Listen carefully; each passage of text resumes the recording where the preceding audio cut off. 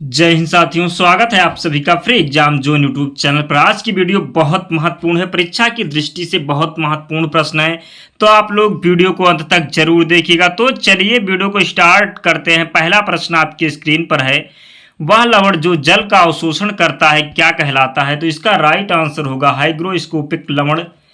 अगला प्रश्न है, पेड़ पौधे प्रदूषण को घटाते हैं क्योंकि वह अवशोषण करते हैं, तो वो कार्बन डाइऑक्साइड का अवशोषण करते हैं।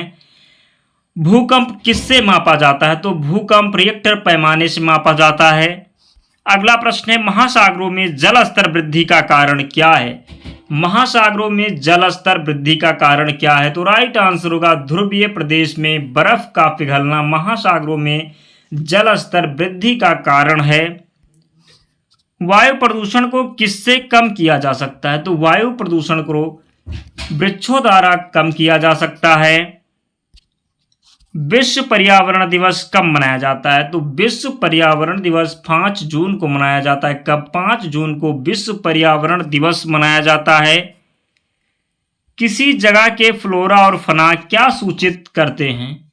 किसी जगह के फ्लोरा और फना क्या सूचित करते हैं? तो पेड़ पौधे एवं जंतुओं को। अधिकतर पेड़ पौधे कहाँ पाए जाते हैं? तो अधिकतर पेड़ पौधे स्थल मंडल में पाए जाते हैं। कहाँ पर? स्थल मंडल में अधिकतर पेड़ पौधे पाए जाते हैं।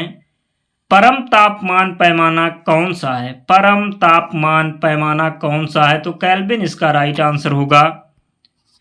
हवा में उपस्थित ऑक्सीजन का प्रतिशत कितना है? तो 21% इसका राइट आंसर होगा। हवा में उपस्थित ऑक्सीजन का प्रतिशत 21% है। ध्वनि या ध्वनि प्रदूषण का मापन किससे किया जाता है? तो ध्वनि या ध्वनि प्रदूषण का मापन डेसिबल में किया जाता है। किससे? डेसिबल में किया जाता है ध्वनि या ध्वनि प्रदूषण का मापन। कीटनाशकों के अत्यधिक इस्तेमाल से क्या होता है? कीटनाशकों के अत्यधिक इस्तेमाल से क्या होता है? तो जल प्रदूषण होता है। पर्यावरण के लिए सबसे हानिकारक क्या है? तो प्लास्टिक है पर्यावरण के लिए सबसे हानिकारक। समुद्र जल से नमक को कैसे प्राप्त किया जाता है? प्रश्न है, समुद्र जल से नमक को कैसे प्राप्त किया जाता है? तो वाष्पीकरण के द्वारा समुद्र जल से नमक को प्राप्त किया जाता है। जीव की सबसे छोटी संरचनात्मक एवं कार्यात्मक इकाई कौन सी है? तो जीव की सबसे छोटी संरचनात्मक एवं कार्यात्मक इकाई कोशिका है। कोशिका की खोज की बात करें तो रॉबर्ट हुक ने कोशिका की खोज की थी, तो ध्यान रखना है। अगला प्रश्न है, कोशिका का आत्मघाती थैली किसे कहा जाता है? तो कोशिका का आत्मघाती थैली जो है लाइसोसोम को कहा जाता है। कई बार ये प्रश्न एग्जाम में पूछा गया है। वह पदार्थ जो भोजन के मुख्य अवयव है लेकिन मुख्य पोषक तत्व नहीं है क्या कहलाते हैं? तो वह पदार्थ जो भोजन के मुख्य अवयव हैं लेकिन मुख्य पोषक तत्व नहीं है, वह जल एवं रुक्ष अंश कहलाते हैं। हैदराबाद रियासत में सैनिक कार्रवाई के दौरान कौन सा ऑपरेशन चलाया गया था? हैदराबाद रियासत में सैनिक कार्रवाई के दौरान कौन सा ऑपरेशन चलाया गया था? तो ऑपरेशन पोलो इसका राइट आंसर है। वर्तमान में सर्वाधिक प्रचलित कैलेंडर कौन सा है? वर्तमान में सर्वाधिक प्रचलित कैलेंडर जो है वो ग्रेगोरियन कैलेंडर है, तो आपको ध्यान रखना है। भारत छोड़ो आंदोलन कब प्रारंभ हुआ था? तो भारत छोड़ो आंदोलन 9 अगस्त 1942 को प्रारंभ हुआ था। क्रिप्स मिशन की बात करें तो 1942 में क्रिप्स मिशन भारत आया, तो ये भी प्रश्न इंपॉर्टेंट है, कई बार एग्जाम में पूछा गया है, तो आपको ध्यान रखना है। कौन सा कार्य करने से हृदय की धड़कन तेज हो जाती है? तो कौन सा कार्य करने से हृदय की धड़कन तेज हो जाती है? तो दौड़ने से जो है हृदय की धड़कन तेज हो जाती है। किससे? दौड़ लगाने से हृदय की धड़कन जो है वो तेज हो जाती है। बच्चों का हक मिड डे मील किन कक्षाओं के बच्चों को दिया जाता है? तो बच्चों का हक मिड डे मील किन कक्षाओं के बच्चों को दिया जाता है? तो कक्षा 1 से 8 तक के बच्चों को बच्चों का हक मिड डे मील दिया जाता है, तो आपको यह प्रश्न ध्यान रखना है।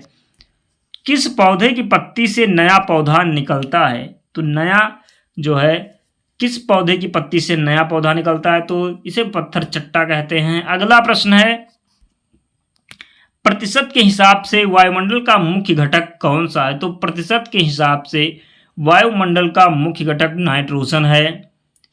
ऋग्वेद किस भाषा में है? तो ऋग्वेद की बात करें तो ये वैदिक संस्कृत है, इसका राइट आंसर है। बुद्ध ने अपना प्रथम उपदेश कहाँ दिया था? तो बुद्ध ने अपना प्रथम उपदेश सारनाथ में दिया था। कहाँ? सारनाथ में बुद्ध ने अपना प्रथम उपदेश दिया था।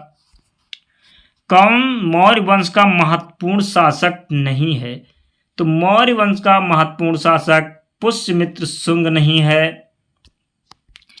चीनी यात्री फायान ने भारत की यात्रा किसके शासनकाल में की थी?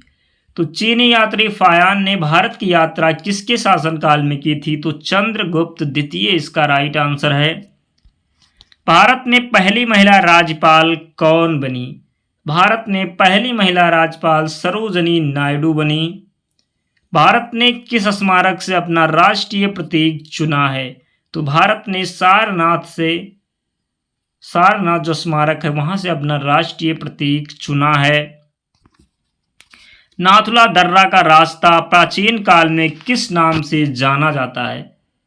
तो नाथुला दर्रा का रास्ता प्राचीन काल में सिल्क मार्ग से जाना जाता था।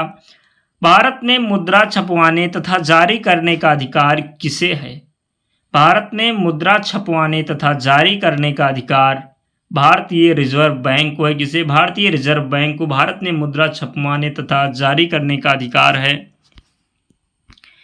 भारतीय मुद्रा का नाम रुपया किसने दिया? तो भारतीय मुद्रा का नाम रुपया शेरशाह सूरी ने दिया।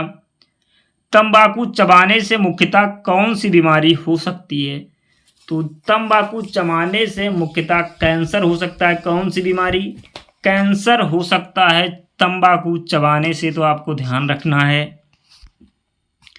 लाखों वर्ष पहले के पौधे और जानवरों के दफन किए गए अवशेषों को किस नाम से जाना जाता है? तो लाखों वर्ष पहले के पौधों और जानवरों के दफन किए गए अवशेषों को किस नाम से जाना जाता है? तो जीवाश्म ईंधन के नाम से जाना जाता है। कोणार्क के प्रसिद्ध सूर्य मंदिर का निर्माण किसने कराया?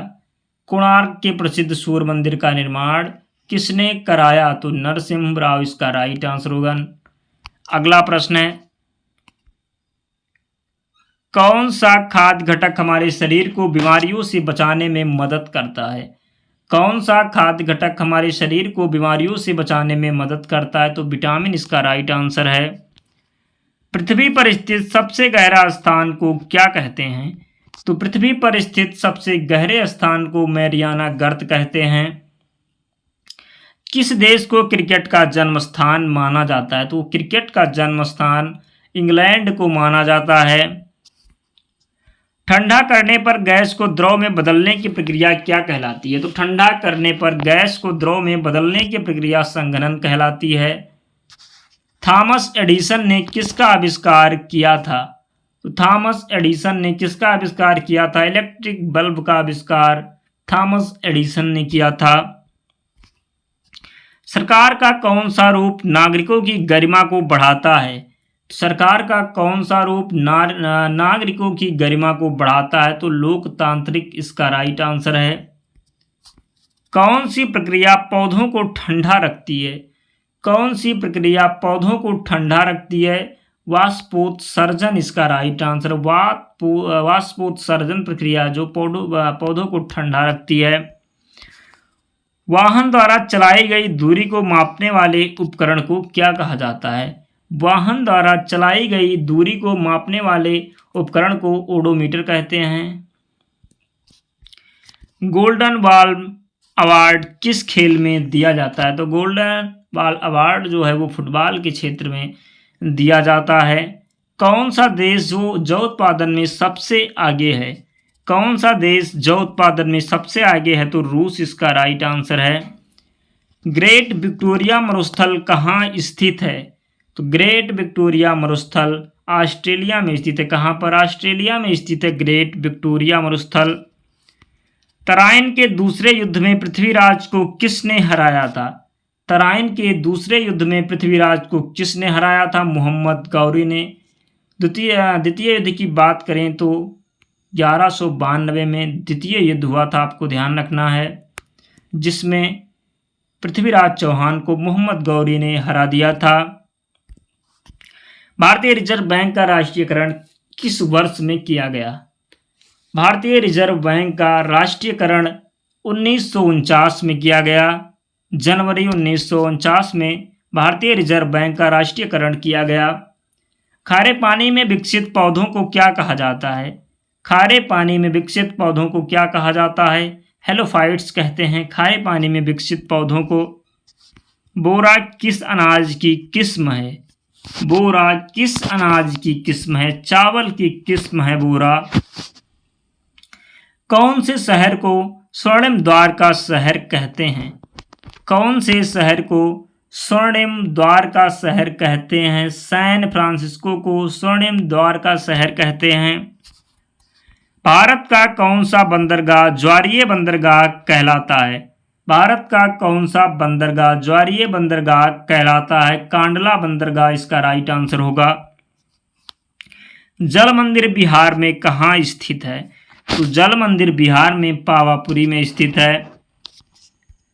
वह वस्तु जो सभी रंगों को अवशोषित करती है और कोई रंग परिवर्तित नहीं करती, वह कौन सा रंग कहलाता है? तो काला इसका राइट आंसर होगा। मखाना की खेती कैसे होती है? मखाना की खेती कैसे होती है? तो जलीय इसका राइट आंसर है। ब्रेल लिप में स्लेट पर कितने बिंदुओं को उभार कर लिखा जाता है? ब्रेल लिप में स्लेट पर कितने बिंदुओं को उभार कर लिखा जाता है? तो 6 बिंदु इसका राइट आंसर है। ताप और प्रकाश ऊर्जा का स्रोत क्या है? ताप और प्रकाश ऊर्जा का स्रोत क्या है? तो सूर्य है। भारत में कहाँ पर महिलाओं के लिए आरक्षण का प्रावधान है? भारत में कहाँ पर महिलाओं के लिए आरक्षण का प्रावधान है? तो पंचायती राज व्यवस्था में।